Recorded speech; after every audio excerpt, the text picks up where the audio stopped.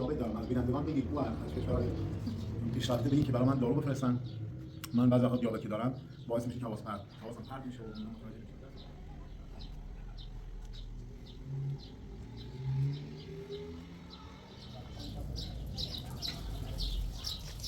یعنی بزرگ بیاره بالا.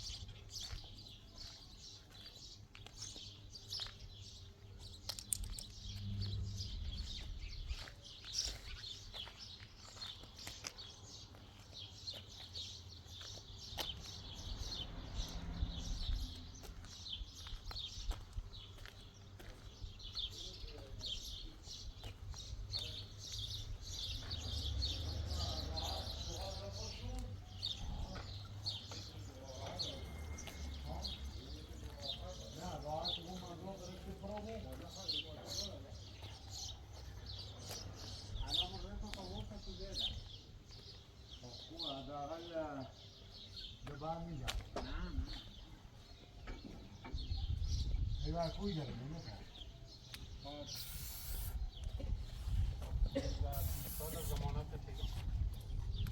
خب بعد به تمومی شروطی تمیز کردن یوسا خب این ارتباط همین داشتیم تا انشالله این داربست بندکشم انجام بدیم بعد داربست جمع کنیم. البته این ناودیرش هم باید بندکشش انجام بدیم بعد داربست جمع کنیم. ناودیرش هم باید کار بزنیم که دیگه حالا باید نه باید بزنیم که اوی که نسا پشتمون نریزه سری دیگر بیازی به سرامیک سفیر نه که تغییری کن.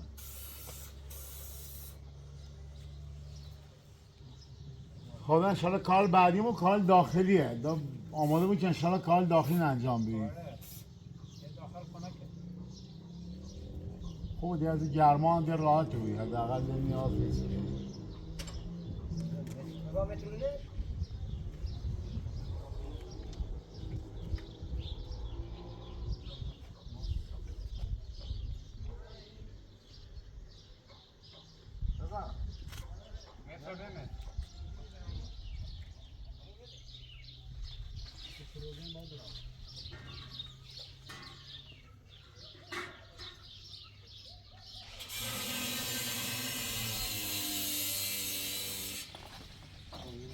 آخری که اصلا زبانده بزاد و آخرین رسمتونه باید با ضربه تقیب بسید با ضربه تقیب بسید که اسکوپر زدن بهش خوبه که نیفت دست دارم نکنم که بیاد نقل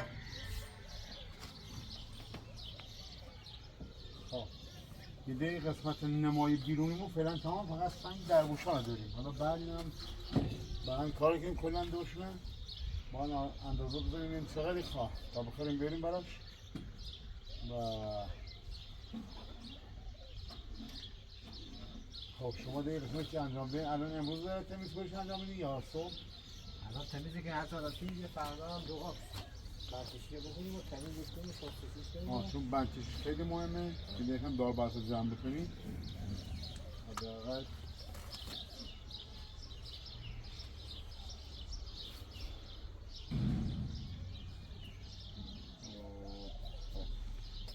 این نابناش هم باید کار بزنه دوری نابناش پایین آماده این با جوش کار که اومد بگویم کارشو بزنه دوتا هر کدومش هم دوتا دونه آره پایین کجا رو پلاک کنیم؟ اینه همون پایین یه ساپورت بزنیم زیرش فعلا یکی هم بالا شیر جانه رو بزنیم فعلا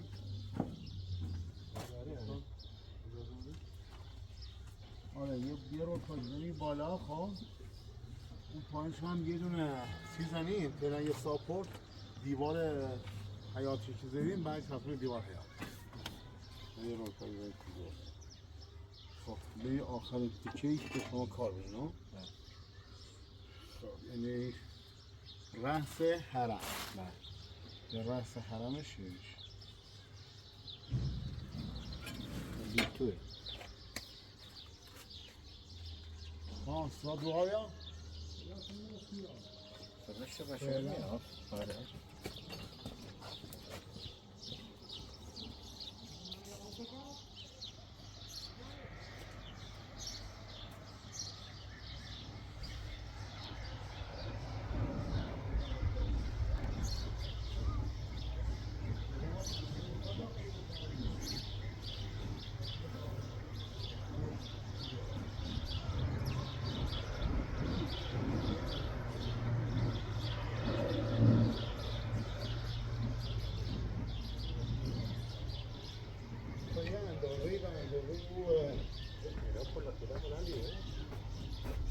پایینی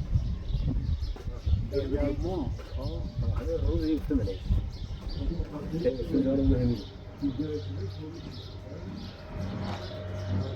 آماده ساخته خواه اندازه پایین بگر خواه یه دونه همین دقیقا قریبه همون همین بالا نور قشنگ به داخل و باعث بود که کسی از غافل خوابی بالا طوری کنه آره دیگه همین می‌ذاریم با سنترز ببریمش یه بره زیر سقفان طوری تازه سقف نه تازه سقف هم بیا پایین با همین دوشش چون یه سنگ او شمشیر پلت تا خور میره یه اندازه بزن که نیاشد بیاد حتی از شمشیر پلت خیلی پایین خب پایین خود طوری نیم از زیر هم پلت با همون فاصله دقیقا قرینه همون پنجره پایینی شمشیر تایرونه؟ خب شما این از زیر از هم میزه هم میتابه پایین های تو؟ نه پنجرش آماده ساخته جوش کردی استاد یه فصل بهار هم دیگه تموم شد و زردی تابستون اومد و گرفت صحرا و این سبزی رو الان دیگه فصل درو دیدن گندم و اینا بعدش هم دوباره میشه فصل برنجکاری و سلطکاری و اینجور مسائل عمر آدم همینجوری داره میگذره چیزی که داره میگذره فقط عمره ما میگیم حالا بهار میره و تابستون میاد تابستون میره و پاییز میاد و پاییز میره زمستون میاد یعنی هی عمره که لحظه به لحظه داره کسب میشه ازش سنگا در بوش این هم انشاءالله باید ردیف کنیم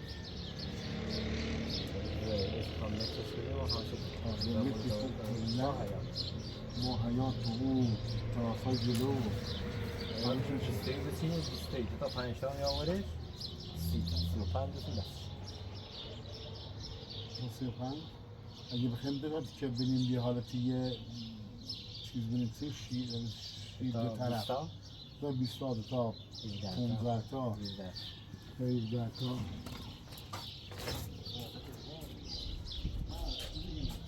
با سیمان دوها بزنیم بعد یه کارت اومد یه الگوی دیگه برای درست کنیم این چه ببین یه الگو ای درست کنیم اون تا بیر پایین 20 تا برو پایین این یه الگو بونیا این نفشی توش بوده تا بقیش نفترامش بینی داره؟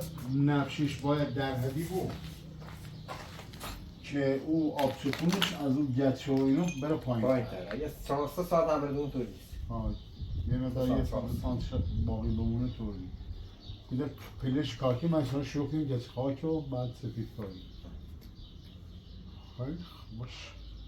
حالا دست دارم شما بیایم بقیه کار بیا حله یه بار انجام بدین که آره اینا رو آماده شد.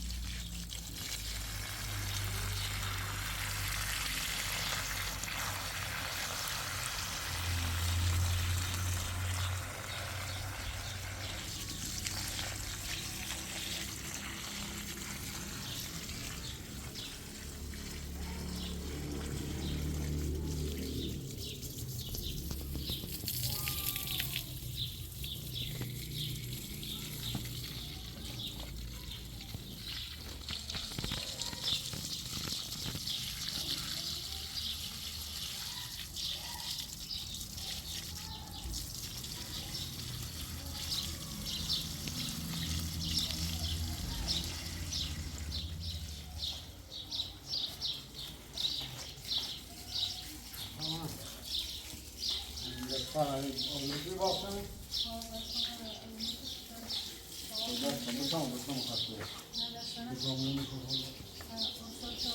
آره اون دارن تا صدا حالا بیان فکر استوری و کار بیرون شده اون قسمت تمومه و دوم ایدرختم زرده بود کامله با این یک جارو بریم بزنیم مکرشتن میخوام زرده بود بازنشا اوبری یک خود بیشتری تا اوبری پاس این مقداری اوبر اون تنگشان اون خواهد چون داشته کمی تنگی رو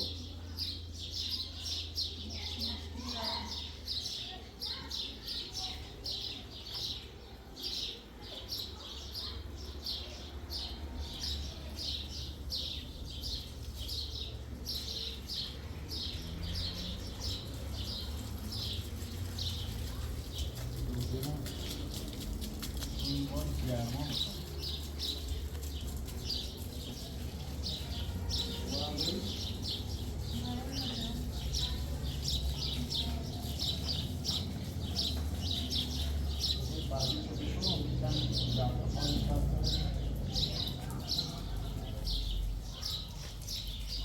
یعنی بزرگی بیاره بالا.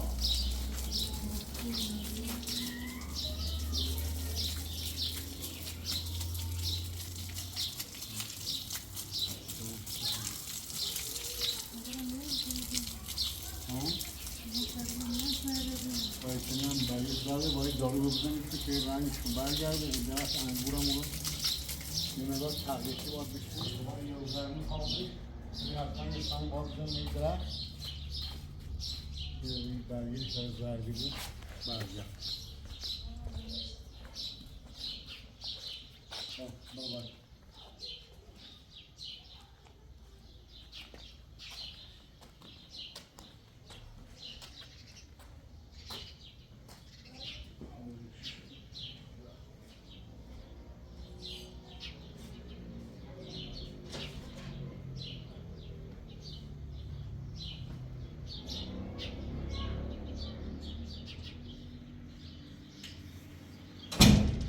بابا این دستم شما میبارم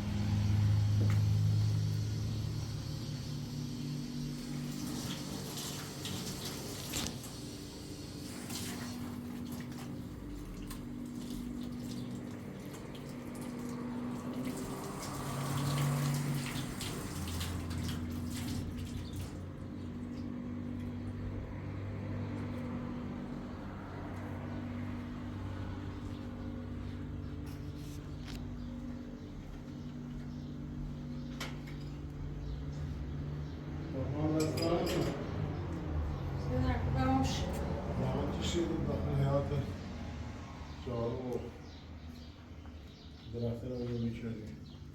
چیه نگاه آوید سوی؟ چوری دونیه چوری دانش رو کش بریزم.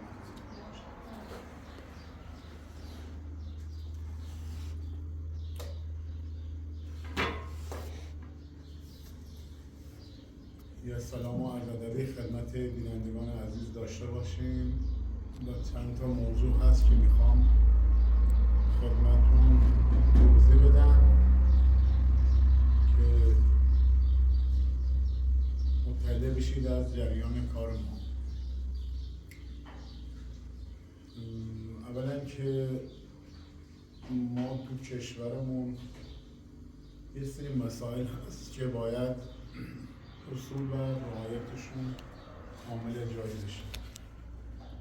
من خودم با توجه به مشغله کاری که دارم، هم کارهای اداری، هم کارهای شخصی، هم کارهای رسیدگی به پروژه‌هایی که دارم و از همه مهمتر ساختمان مرداد و باقی که آقای سالی و مرداد در اونجا هستن. من با توجه به این مشکلاتی که خدمتتون عرض کردم کم و بیش یه سری فیلم ها رو، کامنت ها رو هم میخونم، فیلم ها رو میبینم و نیاز بود که یه سری توضیحات خدمتتون ارائه بدم راجع به آقای سالی و قانون کار اداره کار ما در کشور ما و یه سری هم از خصوصیات زندگی خودم. در مرحله اول من یه آدمی نیستم که پرخاشگر باشم یا عصبانی بشم یا ناراحت بشم یا خدا نکرده با جنگ و جدال‌ها بخوام روبرو بشم و دست و پنجه نرم کنم یا هر شخصی را بخوام با جنگ و جدال باش بحث و گفتگو کنم. در وجود من اینها نیست. من از بچگی واقعا در خانواده‌ای بزرگ شدم دانشگاهی تحصیل کردم که از این جور مسائل واقعا بدورم، هم از نظر اخلاقی، هم از نظر انسانیتی، هم از نظر فرهنگی. نسبت به این مسائل واقعا هم دوری میکنم و هم اینکه نزدیک به اونها نمیشم. راجع به برنامه آقای سالی که بینندگان کامل گذاشتن که ایشون باید اخراج بشه، باید از کارش برکنار بشه و این مسائل رو میخواستم توضیح بدم. اولش که تو کشور ما گفتم کارگری که اداره کار به شخص کارفرمایی معرفی میکنه تا زمانی که کار داره باید ایشون مشغول به کار باشه. و ساله‌ای از زمانی چندین سالی که ما با هم داریم کار میکنیم تو این باغ هست و کار دیگه، واقعا اینجور مسائل ها و اینجور برنامه ها رو من ازش واقعا ندیده بودم تا اینکه این موضوع مرداد پیش اومد و الان یه سری حسادت ها داره پیش میکشه و این حسادت ها هم چیزی عایدش نمیشه.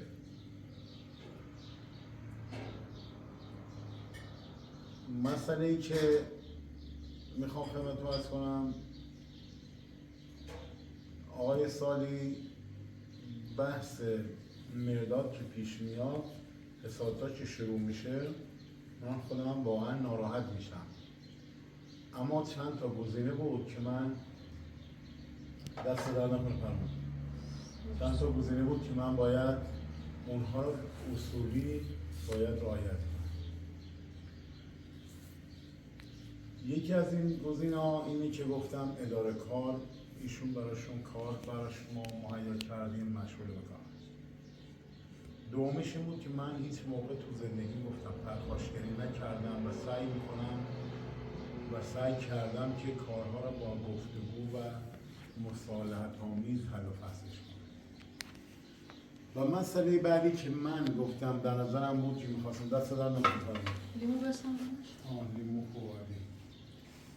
مسئله بعدیش همینه که آقای سالی خب انسانه، شیر خام خورده. اگر ما بخوایم ایشون رو از کار بخوایم اخراج کنیم و بریم جوابگوی اداره کار هم باشیم و توضیح بدیم و حالا یه سری کارهای که انجام داده و بیکاری و اون مسئله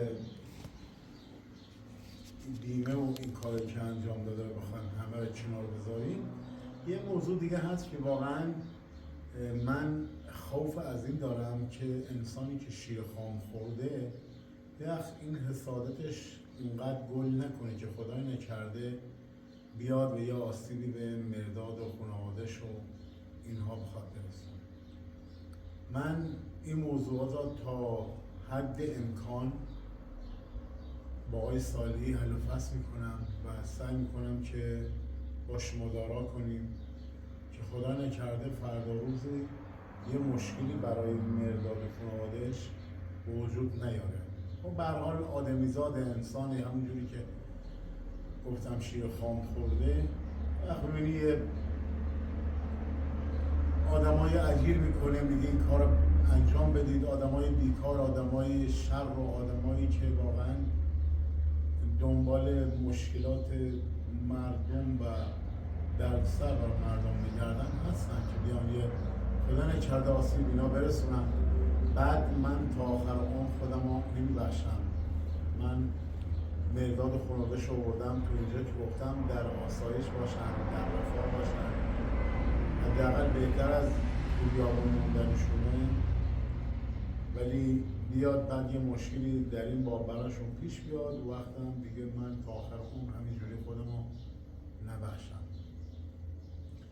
حالا یه سری صحبت‌های اینجوری میکنه، یه سری ناراحتی ها پیش میاره، پرخاشگری میکنه، من خودم این دارم باهاش صحبت میکنم.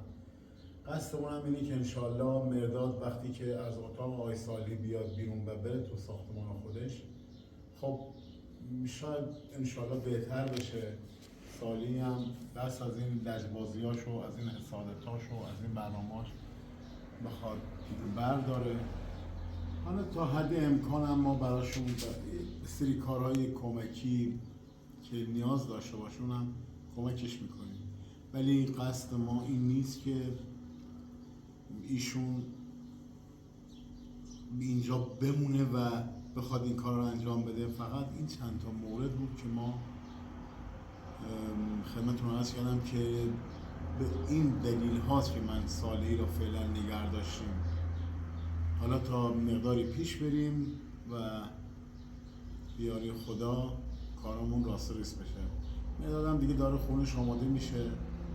یه مقدار لوله کشی داره که با این لوله کشی گفتیم بیاد این شیرالات رو نصب کنه و یه مقداری هم کابینت داره که کابینت هم بزنیم و دیگه بره انشالله اونجا و فرشش کنیم براش و یه سری تجهیزات و لوازم و منزل رو براش هم فراهم کنیم و اینا. من قصدم واقعا اینه که مرداد را بیارم به یک کار فنی بهش یاد بدم.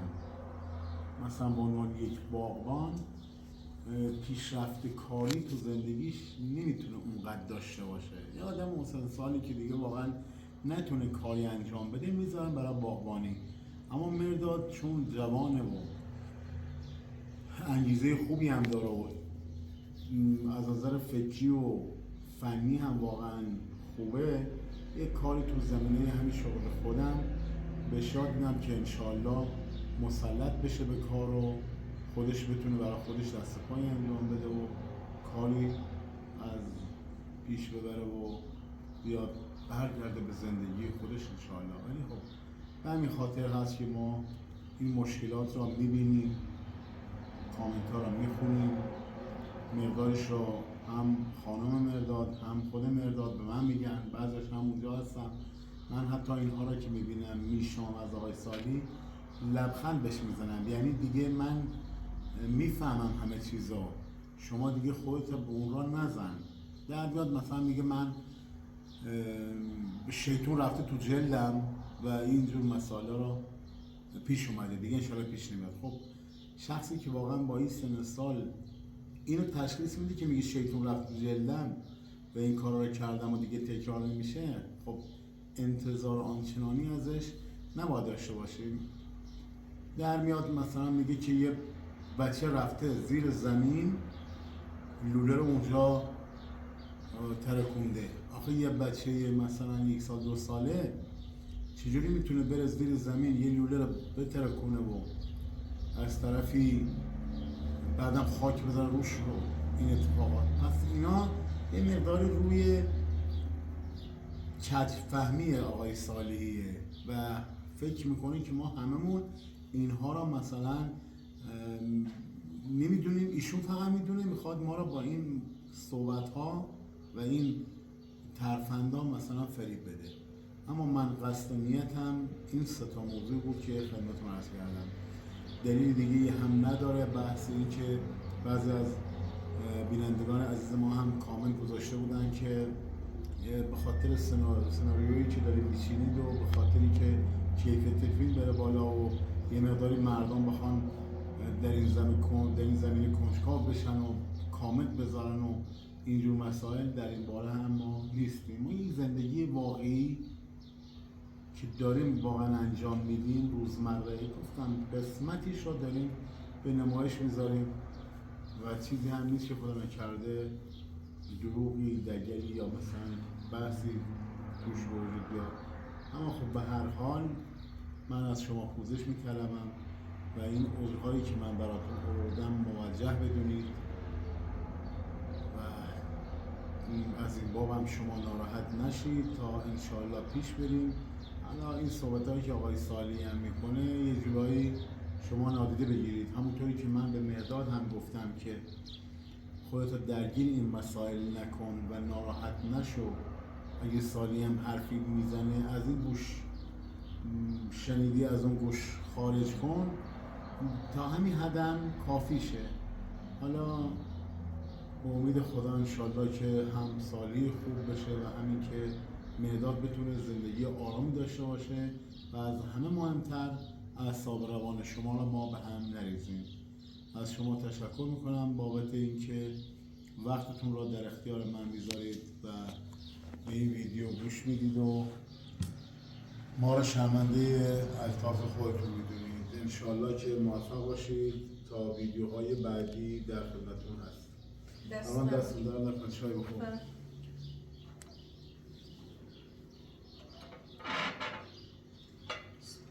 من یه سری مسائلات مثلا این بود که میگم من دیابت دارم، از بینندگان بگید او از کشورهای پیشرفته بگید که برای من دارو بفرستن. من بعضی وقتا دیابت که دارم باعث میشه که حواسم پرت میشه و اینا متوجه نمیشم. در صورتی که اصلا اینجوری نیست. یک آدم دیابتی اصلا کاری به هوش و حواس و اینا نداره.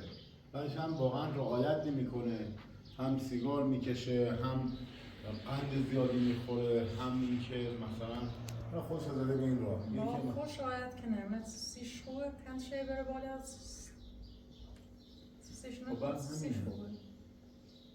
خب اینو ما باید فقط یه مقداری باش مدارا کنیم. حالا من قصدم اینه که انشالله این خوب بشه. اگه دیگه واقعا خوب نشد مجبورم که حالا هم بستی کنه باهاش سم نداشته باش صحبتی کنه. یه روز خوبه، دو روز خوب میگه. من که من میرم اونجا میگه که چشم میگه تکرار نمیشه باشه، از شما بگی یه جوری بانمود میکنه که مثلا بگی دیگه هیچ موقعی این حرفا بازم نمیزنه. نیست. دوباره پشت سر من که میاد با لیلا و مهداد بحث میکنه. حتی اون بچه کوچیک که من اصلا گفتم بهش خط قرمز من این بچه هست، نه باید حرفا رو بزنه چرا باید سیستم ولی بازم شروع میکنه.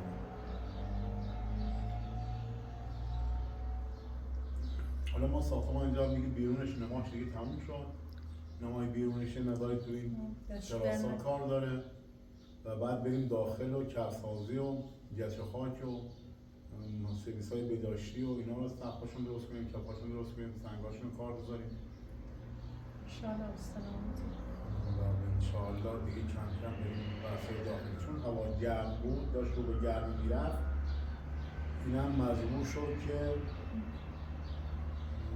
دیگه هوا گرمی رو رد کنه که سایه و کارهای بعدش رو داخل ساختمان انجام بده که زیاد اذیت نشه. به این خاطر اول اومد ما رو بیرون شروع کرد. خوب فکری داشتن آقا جرمی. حالا دیگه امروز هم دیگه اول تابستونه و فصل گرما در واقع از الان تیر ماه و تیر و مرداد که واقعا وحشتناک گرمه، دیگه از نیمه‌های مرداد دیگه میری تو هواخونه خوبی و دیگه خوب میشه. داخل دخمه چیچ بخوام کار کنم.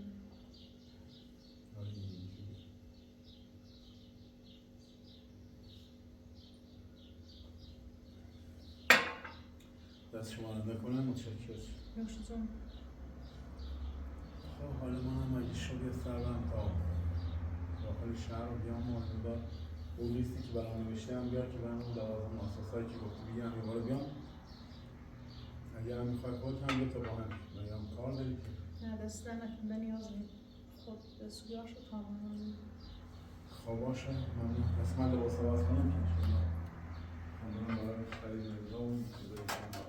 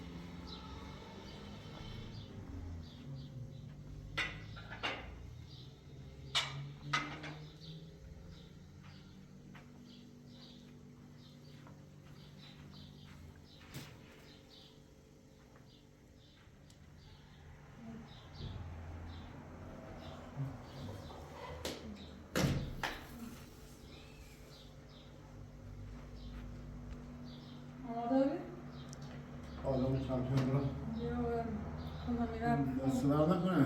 چای خوردیم خود تازه. حالا زحمت کشیدی ممنون.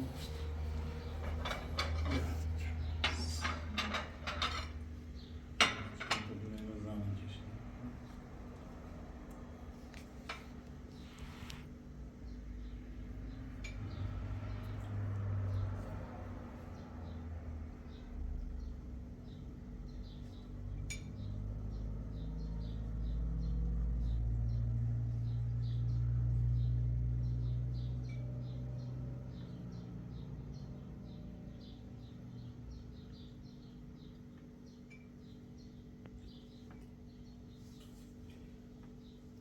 فصل بهارم دیگه تموم شد. امروز اول تابستون و فصل گرما و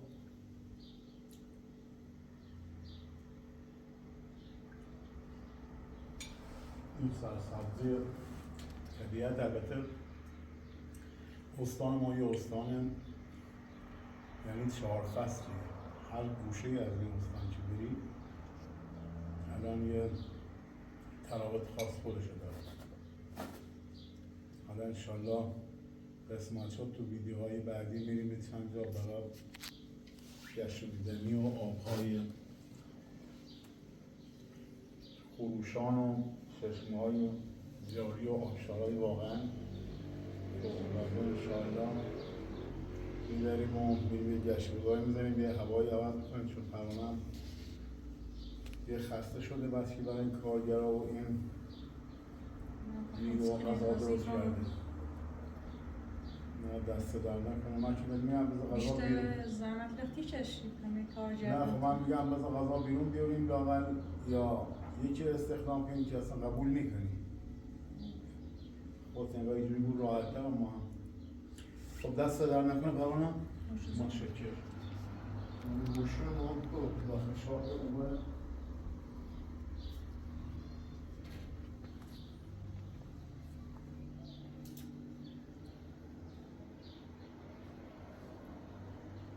خب خداحافظ. فعلا تمام لوازم اساس لیست فرستادی سیما. لیست فرست.